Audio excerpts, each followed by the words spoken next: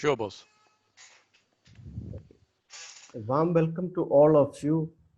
Thank you for your time to participate in this webinar. My name is Ullas Bose. I am General Manager of Commando Training and Consultancy. We are helping our clients by offering learning and development solutions with measurable results. Today, we will be discussing about VUCA leadership. We got Mr. Magesh Srinivasan to host this program. Magesh is a thinker, writer, and speaker with 22 years of experience in leadership role. A few words regarding housekeeping. There will be a presentation for 40 minutes followed by a poll. Then we will have a Q&A session for 15 minutes. You may post your questions in the chat box. We will answer them in the Q&A session. We request you to keep a paper and pencil with you. We will be having an intro. It is my privilege and to be presenting this to you, sharing my knowledge and sharing what I have learned in life via this webinar. I've put together this presentation for you today called VUCA Universe. So we'll learn more about VUCA Universe as we move along in this presentation. So a summary about myself. I've started my corporate career in 1998 as a management trainee working for Bosch, and it was a great privilege to start with Bosch India, and this gave me a good start in my working life. And moving along, I worked in Dubai for 8 years and then came back to India. I've been in India since 2012. So in all, in the last 22 years, I've traveled extensively for work as well as for personal holidays across many countries around the world, almost 100 cities, and learned quite a bit of not just business, but also of cultures and people's lives around the world. So what I've done today is I've distilled all that I've learned into presentation slides so that I can share with you. I also write on technology. I'm passionate about connected car and artificial intelligence for automotive use cases. And I also speak in various forums in India across the world as well. So that's about myself. Let's get started with an interesting, thought-provoking sessions on learning. So what is learning all about, right? And how does one learn? You can see Richard Branson has summarized it very well. He says the best way of learning about anything is by doing. So that's the best way to convert knowledge to skill. And if you notice the punchline above the slide, you will see it says hard skills are soft and soft skills are hard. What does that mean?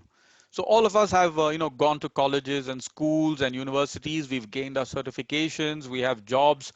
We got into jobs based on those certifications. Those were hard skills, and we are certified. We have the hard skills. We have passed our exams and so on and so forth. So they were relatively easy, right? But soft skills, which is not really taught to us in an organized manner anywhere during our development years, these soft skills are very hard. So what are these soft skills all about? Is it about just being nice or learning to say hello in different languages or being able to speak to people and influence them? Or is it all of the above, right? So let's take a look at that. So soft skills are extremely important for people to become, leaders, to emerge as leaders in their lives, in their professional lives, as well as in their personal lives. So what does soft skills comprise of? So here are some examples. Number one is listening, right? So many of you would have definitely heard when people argue, they would simply say, I hear you, but rarely do they say, I'm listening to you. I'm listening to understand. I'm listening. I'm not making up an answer without listening. So these are, common mistakes that people make or common trends that we observe on TV as well as in our work lives as well as in our personal lives. So most disagreements is because people are not willing to listen to each other. They're not listening to understand. They are just waiting to reply. So it's a very important skill to be able to listen well. And one has to train oneself to be able to listen to understand. This is the beginning of all true knowledge and converting knowledge to skill. The second skill is the skill of presenting, the ability to tell a story, structure your thoughts into a story, and then present that to an audience so that you can communicate your ideas. It's not necessary that you need to be able to make great slides. That is not the only ingredient of making great presentations. Even if you have a blackboard and a chalk piece or a whiteboard, and a pen, you should be able to illustrate the concept that you want to communicate to your target audience. And that's a very important skill. And like any other skill, you can achieve that through practice. Third is problem solving. So a lot of people believe in creating problems. Very few believe in solving problems. And the key to solving problems is the first step is to be able to define the problems through a problem statement. This is easier said than done. And Einstein very ably put it that a problem statement clearly written down is half the solution. And most often in life, people do not formulate a problem statement. They do not understand the problem closely. They will jump into solutions without understanding problems. And problem solving is an important skill for us to not just survive, but to grow in our lives. Creativity. What is creativity? Is this inborn? Can this be cultivated? Can this be practiced? All of these queries need to be taught, need to be coached, need to be mentored, need to be practiced, and is a very important element of problem solving. If you are a creative individual, if you're able to use your creativity to solve problems, chances are you will find yourself extremely successful in your personal as well as your professional lives. And creativity is within all of us, and you can see children are in a very natural way very creative because they have no preconceived notions and they keep asking a lot of questions and extremely curious about the surroundings that they live in. The fifth skill is ability to staying positive. So in the situation that we live in and the situation of the world, staying positive is your survival benefit, is the only way for you is to stay positive despite everything that you hear on a daily basis, sometimes hourly basis, a lot of negativity moving around in social media, on TV, and staying positive is extremely important for you to be able to endure, and through your endurance make sure that you're able to survive and grow despite the pandemic that we have to live in. Aiming high. This is a hallmark of every leader.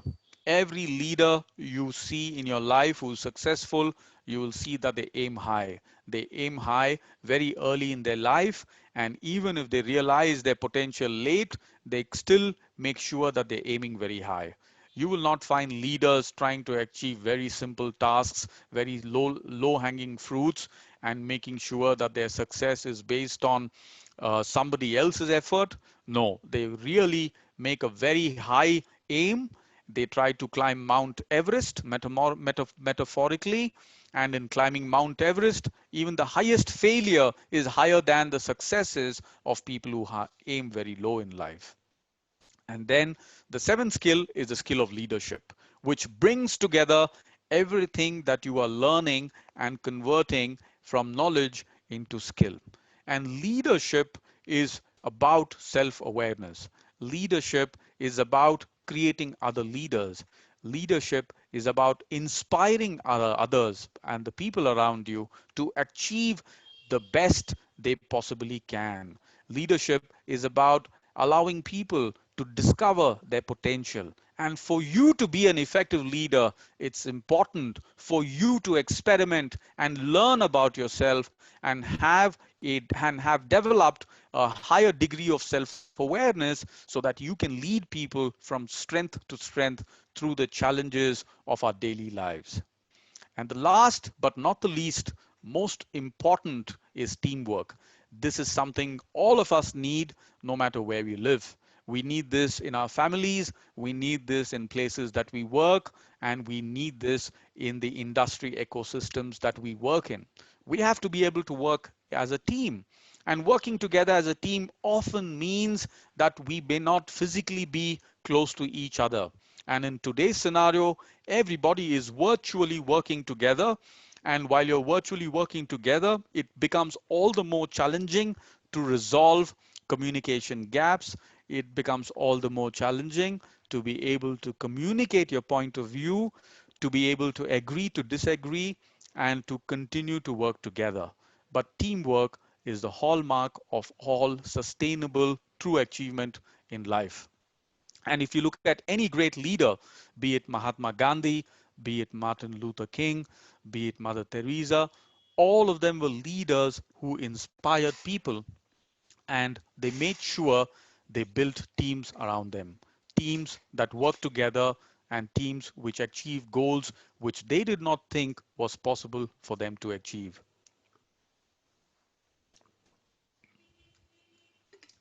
Let us now look at examples of the importance of training and the principles of leadership training, right? Some key examples. The first one I present to you is Commando Training, right? So Commando Training, what is the hallmark of Commando Training? So commandos believe we sweat in training so that we do not bleed in war. And what is it that the team of commandos have to accomplish? Most of the time, they have to accomplish almost the impossible. And in achieving the impossible, it's very important for these commandos to work together as a team, to have practiced and simulated the potential zones of conflict that they have to work in and survive in for many times, for many years, for them to accomplish a level of excellence so that they can protect themselves, they can protect their teams, and make sure they achieve their mission and get back to their base safely. And many a time, they may not have a very clear plan because they do not know what will be the circumstance in the hostile territory that they're working. So they have to find a way, or they have to make one. Second example, look at the emergency room. What happens in an emergency room, right? We listen to the patient's biorhythms and respond in time to save lives. This is what people do in an emergency room. It's a multi-talented task force working relentlessly during their shift, who are trying to address people who are coming in, most of the time not an ability to communicate what the problem is, and people who bring the patients may not know all the details. So the doctors and nurses and the healthcare staff work together, and they use their training to be able to detect through whatever signals they can, and they're trained to pick up those signals and respond to save lives. Again, a good example of where you have to find a way, or you have to make one because a life depends on it. Here's another example of firefighters. We observe the situation and respond in time to save lives. We put people before self. This is the hallmark of a firefighter, right? And they are trained to do this. People take up this job with passion because this is their value, this is their belief in life, and this is what they want to do as a profession for their careers. They want to save people's lives. And most of the time, they have to find a way or make one. In all these scenarios, you can see that people are dealing with volatility, they're dealing with uncertainty, they're dealing with complexity, and they're dealing with ambiguity. Therefore, they're dealing with chaos.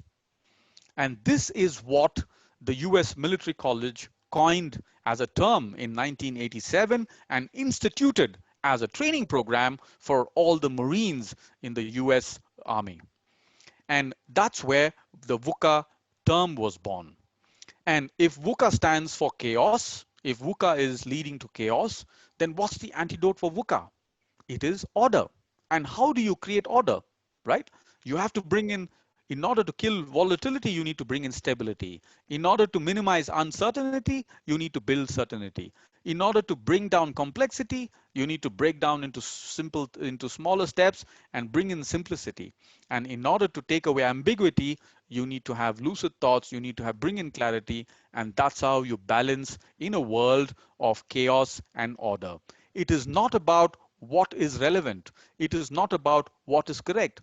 Leaders have a skill of balancing order and chaos to make sure they're able to achieve outcomes from their teams like no other. And this is what VUCA training is all about. Now, we come to a very interesting exercise. So the first aspect about VUCA is to create an awareness within yourself on what are your thinking patterns. How does your brain work, and what is it that is required to structure your thinking. So here is an exercise which we will do, and I request you to take a pen and a paper, if you will, and take a look at this matrix. It's a matrix called as VUCA awareness matrix. You basically have a 2 by 2 here, where on the x-axis or one side, one dimension is the external environment, and there are two factors in the external environment.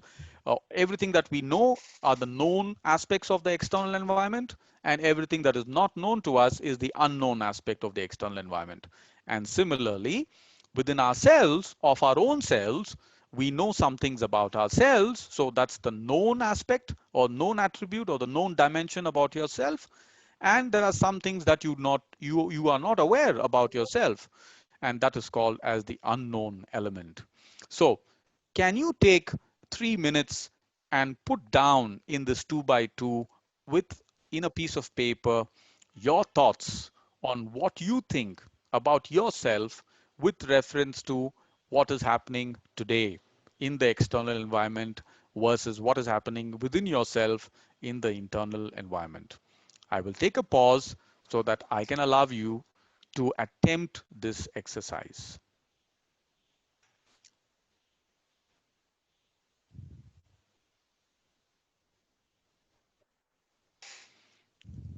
Okay, so let's take a pause and continue with our discussion on VUCA.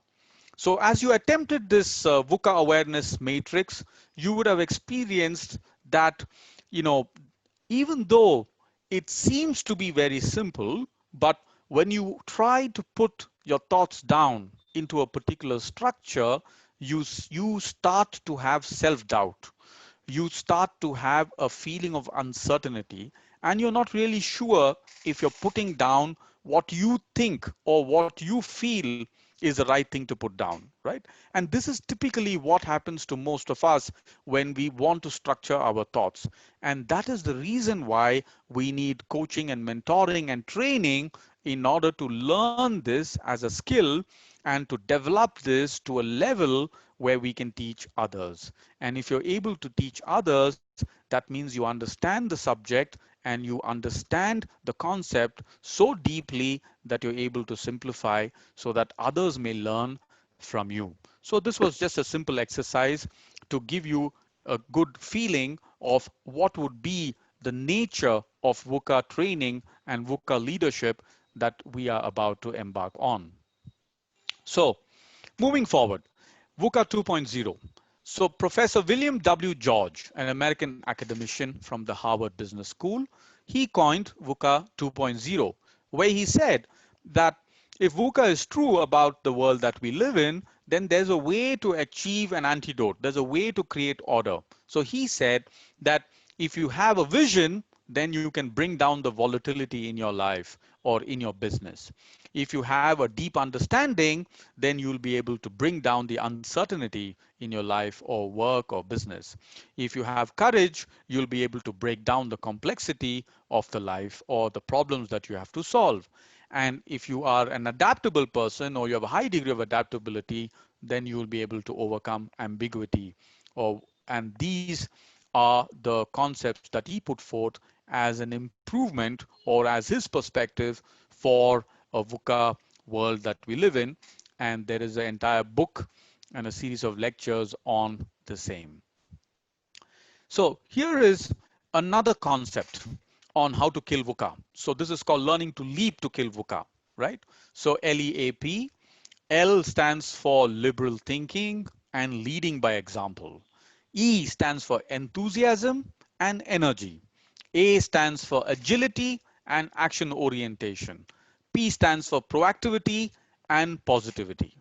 And here's an example, real world example of what is required to achieve or achieving this leap in order to kill VUCA, right?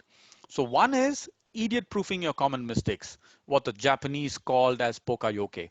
And you can see that your cars are very safe to drive today because a lot of the idiot proofing has already been done in order to make the car safe in terms of technology solutions. Second, you have to learn to identify your triggers and patterns of making mistakes. And this will allow you to overcome your own anxiety, your own depression, your own challenging or overwhelming feeling whenever you are faced with problems. So this requires a lot of introspection and self-awareness, and that is a very integral part of the VUCA Leadership Awareness Training Program. And finally, the ability to detect your blind spots and that of your team members and be aware of them so that you can compensate your blind spots. You have to match your strength with somebody else's weakness so that as a team, you can achieve synergy, making sure that the team is always putting forward their strengths. They're playing with their strengths. They're playing to win. And you as a leader, you're leading your team towards a very synergistic and achievement-oriented team which is fully motivated. This is another framework which can allow you to achieve order in a VUCA-driven chaotic world. And here is my framework, which I have put together based on my 44 years of learning and living life and my experiences through life. And I call this the How to Thrive in our VUCA World framework. So there are 4 key aspects in this specific framework. Number 1 is what I learned very early in life is self-awareness. What is self-awareness? As you know, everything in nature is aware, but human beings have this unique gift of self-awareness. So self-awareness has 2 aspects.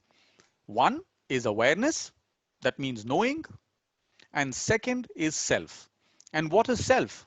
Self is your own mental model of what you have built as a picture of what you think you are in relation to the environment, always in relation to the environment.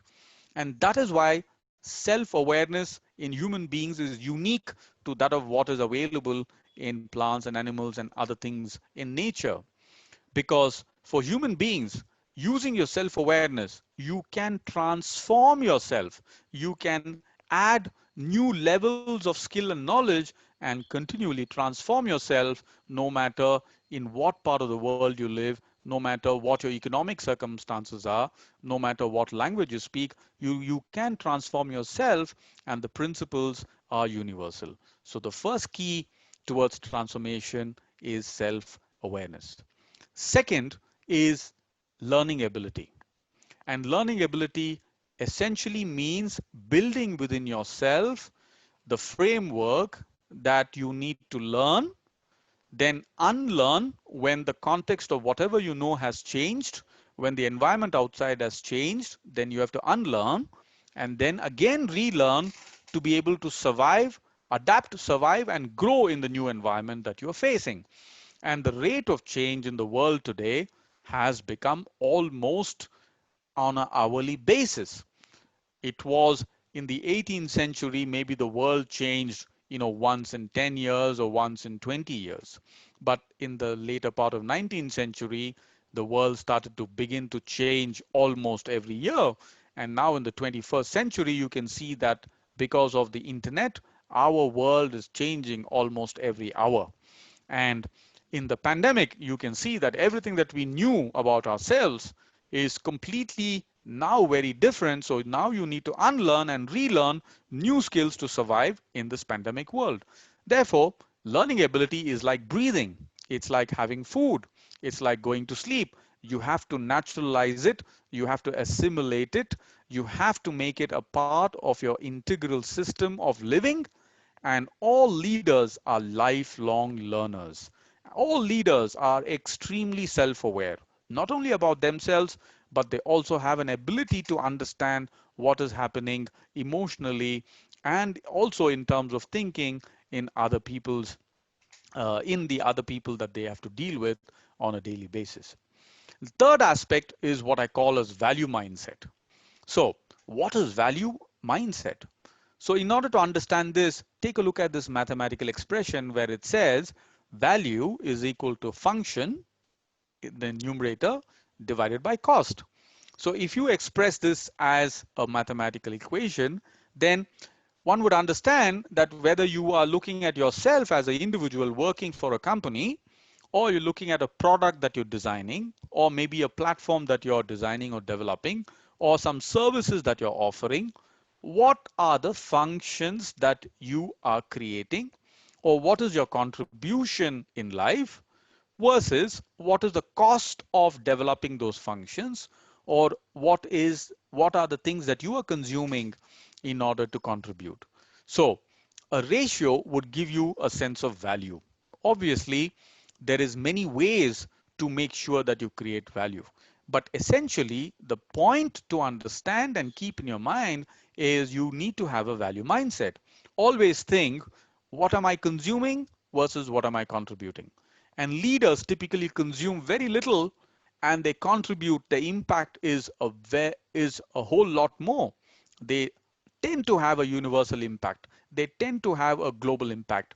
And the thought leadership that they put out has a far-reaching effect in creating value in the people that they deal with, and also the people who get inspired with what the leaders are saying. Therefore, it's very important to have a value mindset.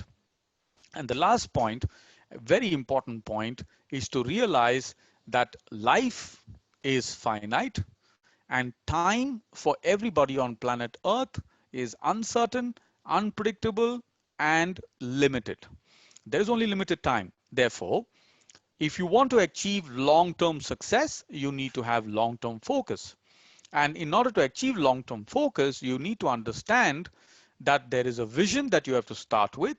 And when you formulate a vision for yourself through self-awareness, you would be able to clearly make sure that everything that you do, especially in today's world, in terms of consuming information and interacting on the social media as well as with other people, you will make sure that the amount of signal, that is the positive message and the useful things and the skillful things in your life, are always higher and taking the dominant part of your brain, and you're using your brain processing power and time for the positive signals, and you're minimizing the noise in your head by filtering out the unnecessary inputs, the unnecessary messages, which is not relevant to your vision, which is not relevant to the achievement of your milestones. And therefore, in music, we call this signal to noise ratio.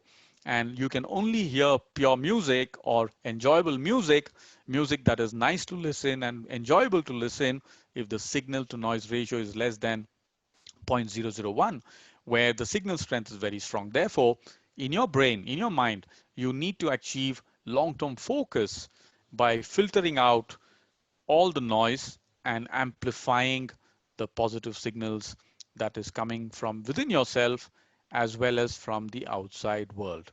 This is the framework which we will delve in at a greater detail as we move forward into a program of VUCA leadership training. Here's a VUCA leadership training ebook which I've authored, essentially putting down whatever I've learned in my life in one-page short essays. And this will give you an example of how to structure your thoughts and how to put down and share your insights with others. If you go to my LinkedIn profile, you'll be able to download this ebook, and this ebook will give you an opportunity to learn about what I think about the perspectives about different things in my journey of life. It talks about technology, it talks about data, it talks about so many other things, but everything in life is interrelated, and I keep on adding pages as and when I find the time to write the ebook and keep expanding the sharing part of my journey. So here is the VUCA Leadership Development Framework Training Framework modules. There are 4 modules, and each module comprises one aspect of you as a human being in order to understand yourself. The first module is called the mental module, or the mental dimension. So within that, we'll be learning about learning to be self-aware, learning to be creative, building a positive attitude, and achieving mental well-being. 4 sessions of 90 minutes each. And similarly, we have physical dimension, wherein we'll be speaking about eating healthy for life, building resilience and endurance, making travel easy and enjoyable. And third is a social dimension, where we'll be speaking about effective communication, emotional intelligence, leading by example, energizing people around you. Fourth is a spiritual dimension, building a vision for your life, the power of unconditional love, understanding the value of time, and investing in people relationships. So in all, you'll have a comprehensive training starting with a mental module where you will be able to clearly draw out a vision from yourself.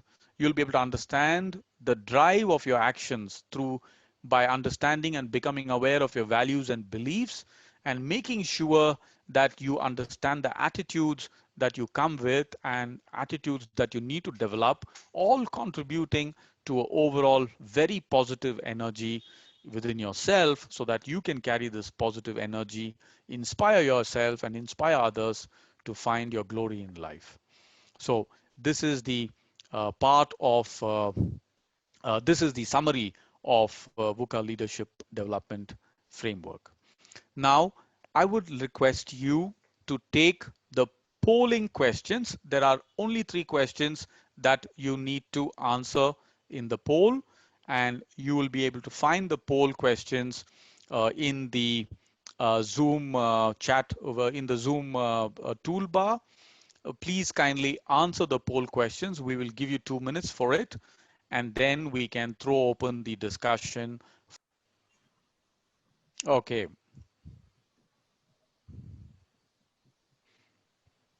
Okay, the first one says, is it possible to get this presentation? Yes, we will make sure that we upload onto the training portal. You will be able to get the ebook as well as the presentation copy, if you will. So that's the only question I can see, Bose. If anybody has any other questions to ask directly, we can open the voice rather than chat box. Yeah, whichever is easy and convenient.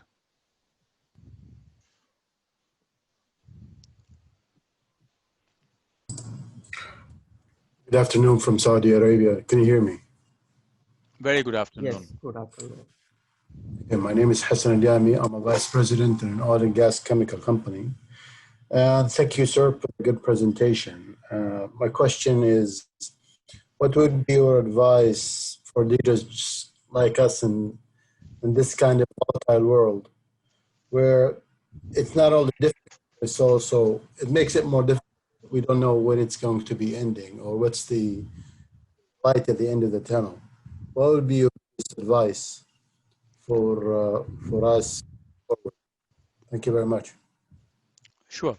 So it's a very relevant and important question that you've asked, and thank you for asking that question. So for everyone in leadership roles where you have to manage a team, and even if you do not have a team to manage, but you have to manage yourself and you have to manage your family, it's extremely important to stay positive. In a world of complete negativity, we cannot afford to be skeptical. We cannot afford to have negativity overwhelming our brain.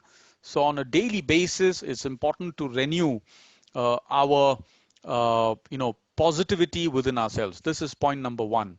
And once you renew your positivity within yourself, and you will be able to communicate positivity to your team members and to your family members. And this is extremely important to keep, in a scenario like what we're living today. Hope springs eternal. We have to make sure that we are taking precautions, but at the same time, we have to make sure that we simulate an environment of normalcy around ourselves.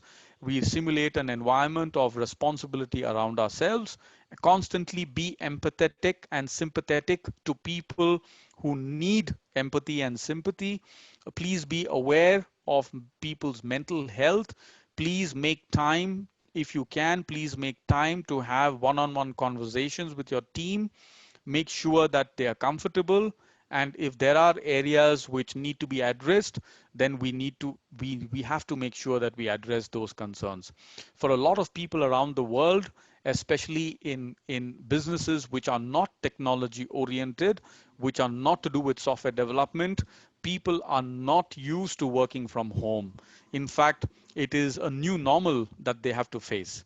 And there may not be scenarios for people where they are sitting in a comfortable home, or they have the space and time or the privacy to work comfortably.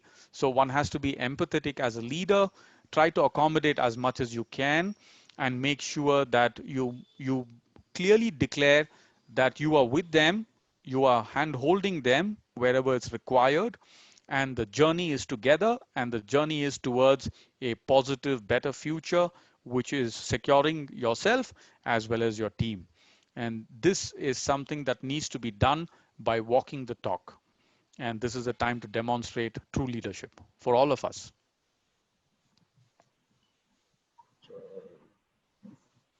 Thank you. I'm the Monor State. I'm from Bangladesh. I'm serving in a bank, a state-owned bank, as a chief financial officer. So basically, what you presented as a very nicely, I am thanking you. Um, and also, you said that basically our life, we are in the world. We are in just for few days. We are in world because our limited life. Also now we are in busy life, and through the Zoom now we are in connected here. So your concept is basically, I think we need all people, we need your basically mental health and others, your presentation you presented here there. So I think though we are in very busy, so it is very much difficult for time for me for enroll in your course. But I'm very much interested. I think in future, if we get time, then I will enroll in your session. So thank you again. Thank you all. Thank you. Give me the opportunity for saying something. Thank you. Sure. Thank you for your feedback, and we appreciate all the inputs that you've shared. It's quite encouraging to hear that feedback from you. And also, you said very clearly that you are extremely tied up with your work-related tasks, which is definitely the case for most leaders in the world today, because you have to not only do your regular transactions as a leader and taking care of people, but you also have to take care of various other aspects, which was not the case before the pandemic. So, but as a leader, challenge is something which is almost a common phenomena. That is the only thing that distinguishes a leader's job versus a person who's an individual contributor.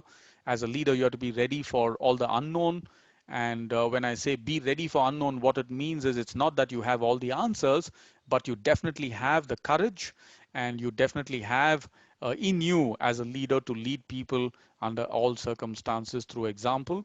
And there are so many areas that we do not know about. So as a leader, it's important that we are learning, and through our knowledge, we share our knowledge to make sure we inspire others to continue to learn. So uh, again, it's a pleasure that you have joined, and we can surely continue to learn together and share together whatever insights we can gather through these training sessions. There are some more Thank questions from people. What is the first step for a person to know he needs self-reflection? How can they identify an unconscious bad pattern? Okay, extremely important question, and thank you for putting that down in the chat window. So the first, sometimes there are two aspects in our journey of life. The first aspect is when you are pushed into a crisis that you never expected. And if you have to survive the crisis, more often than not, you will emerge as a winner provided you stay positive, you have positive people around you, and you have the courage in you to visualize a better tomorrow than what you are living today. This is the hallmark of overcoming a crisis. You have to visualize. You have to visualize a better tomorrow. And what you visualize, you will create. And this is true. And that is why visionary leaders speak about a vision. They illustrate a vision. They describe a vision so that people can see what the leader is saying. And then you are able to create those outcomes by creating a vision. And that's the importance of a vision. Of course, I'm giving you a very philosophical answer. Now, coming to the second part of the question, how do you identify bad patterns, or how do you identify patterns which, you know, repeatedly cause mistakes or is pushing you to cause mistakes in your life and pulling you down, creating a lot of negativity and allowing you to repeat, again and again, things which drive you towards unhappiness, towards lack of success and frustration rather than progressing in your life. And the first lesson is to be able to switch off your smartphone, which has become the gateway to a whole host of noise in your brain. So in today's world, it's important you detox yourself by electronically detox yourself, switch off your smartphone and be with yourself at least one day in a week. You got 7 days in a week. Make sure you pick a day where you can switch off your smartphone and switch off your smartphone yourself. If you like whatever that is you enjoy as a hobby, engage in that hobby and truly be with yourself. I observe that people today are not being with themselves. They are most of the time with their smartphones, and they do not understand. They're not able to control themselves. It's an obsessive, very addictive dopamine release that the brain is enjoying, but this is degrading the quality of your thoughts. It's also degrading the quality of your physical health. So make sure you're able to switch off your smartphones and detox yourself digitally as a first step to be able to allow your brain to understand how it works, understand its negative patterns, and spot all the positive patterns that you want to improve. This is how I do it. Okay, Next question. Magesh, there is one question we missed out. Sure. I'm going to read out the question for you. Go ahead. The question from Anjaku. The question is, one of the ways to thrive in our VUCA world is long-term focus from your presentation. In this COVID-19, where the companies are even changing their products to remain alive, how do you remain focused on long-term? That's a question. Yes. Uh, Again, a very pertinent question, which will bring out a lot of insights. So the step one in that entire framework, which I showed you, is self-awareness. Step two is to develop learning ability, right? And step three is you have a value mindset. When you integrate step 1, 2, and 3, the outcome of 1, 2, and 3 will be the step number 4. So you cannot jump into long-term thinking without building self-awareness. You cannot jump into a learning ability without having self-awareness. You cannot jump to step number 3, achieving a value mindset, without achieving a certain degree of self-awareness and being achieving a certain amount of learning ability in order for you to develop a value mindset. When you bring these three things together, you will be able to create a long-term focus. And why is a long-term focus important? Precisely for the reason that you mentioned, that things will continue to change around you. There is nothing that remains constant in this world, in this universe.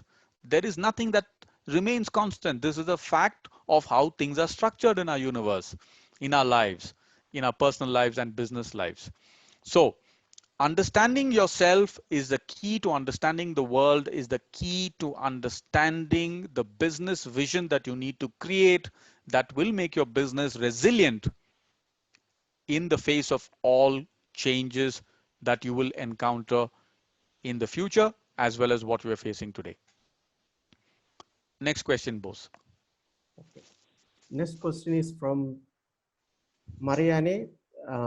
In using the acronym LEAP, how does one build their agility or adaptability, seeing that things keep changing? Yes. So now, LEAP is a framework which talks about the first step, that is the ability to learn and lead.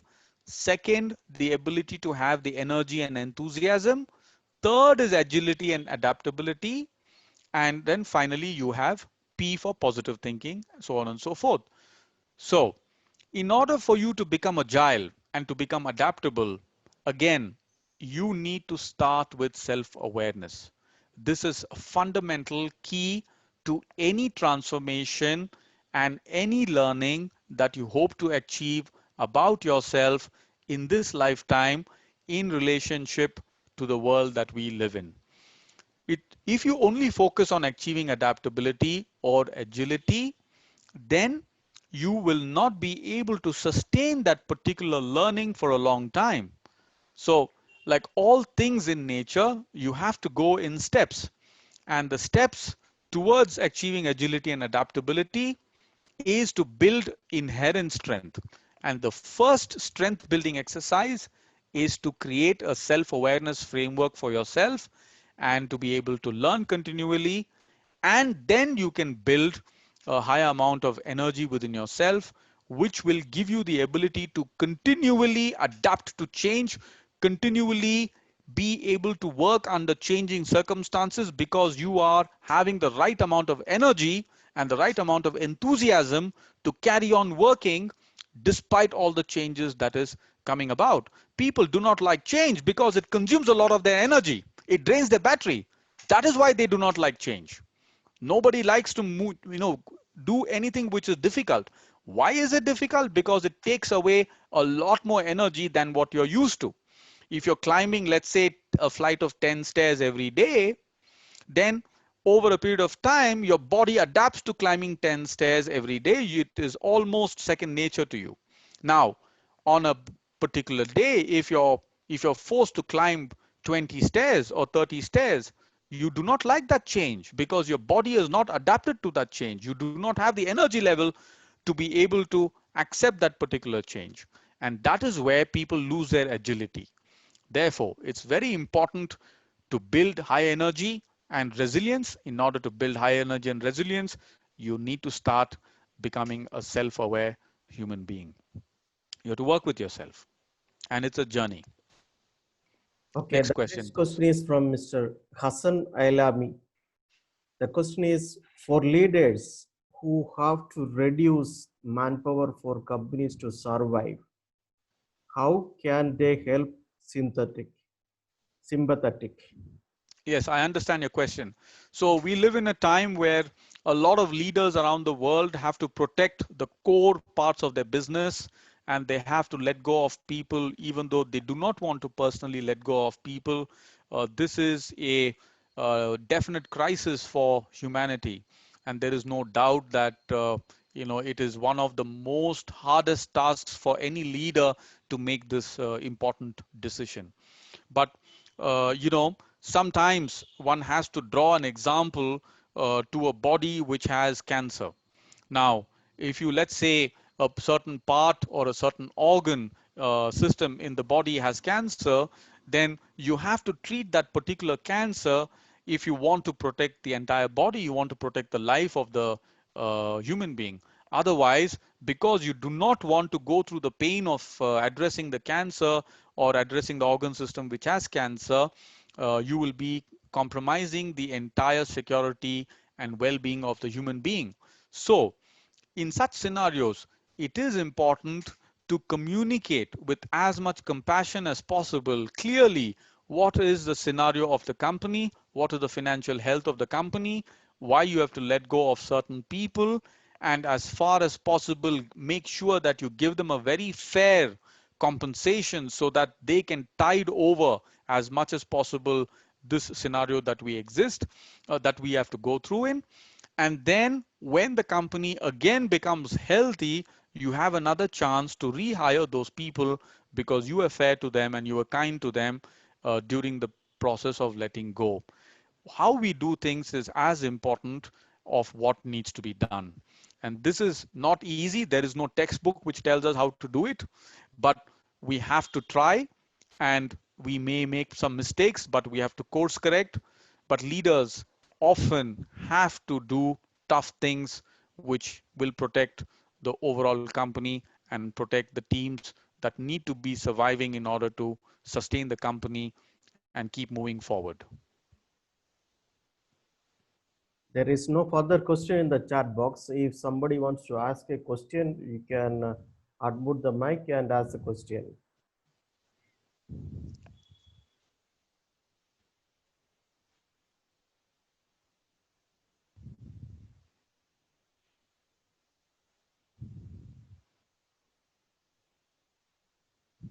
Okay, I think there is no more question. So boss, you can give a key valediction and close the webinar. Okay. Thank you for all of you to take your time and attending the program. It was a really great program. There were a lot of energy in the participants, and we thank you all of you, and uh, enjoy the rest of the day. Thank you so much for everybody.